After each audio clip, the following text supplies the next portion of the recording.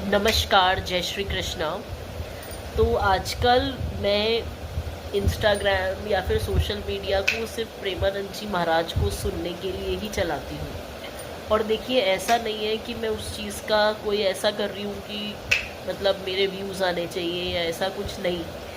मेरा मानना ये है कि अगर हमें किसी इंसान से कुछ अच्छी बात अगर सीखने को मिलती है तो हमें उसे अपने जीवन में उतारना चाहिए।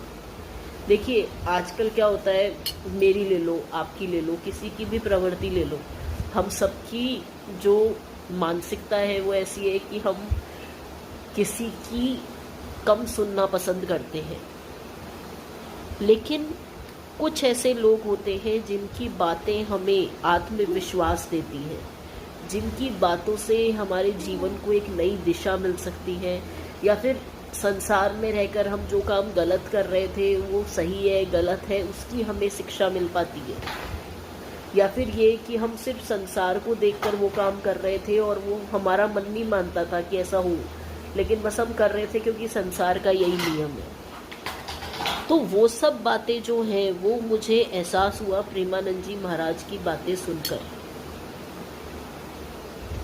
पिछले अगर मैं दिनों की बात करूं तो मैं सोशल मीडिया सिर्फ एंटरटेनमेंट पर्पस के लिए चलाती थी, क्योंकि बाय प्रोफेशन मैं एक टीचर हूँ, मुझे उतना समय नहीं मिलता। मैं आज से 2 साल पहले की बात करूँ ना तो मुझे पता भी नहीं था कि इंस्टाग्राम क्या होता है। मैंने मेरी प्रेगनेंसी के दौरान इंस्टाग्राम को डाउनलोड किया था और तब मैं उसे देखने लगी थी, नहीं तो मुझे पता ही नहीं था कि इंस्टाग्राम होता क्या है। और अभी कुछ दिनों में मैंने सिर्फ सोशल मीडिया खोलती हूँ तो सिर्फ प्रेमानंद जी महाराज की ही रील्स को देखती हूँ। और वो इसलिए देखती हूँ क्योंकि उनकी बातों में पता नहीं कुछ शक्ति है।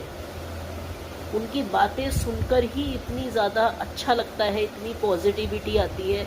और हम अगर उनकी 100 बातें सुनते हैं और अगर उनमें से एक भी हम अगर अडॉप्ट कर लेते हैं, अपने जीवन में डाल लेते हैं, तो शायद कुछ % हमारे जीवन में अंतर आ सकता है।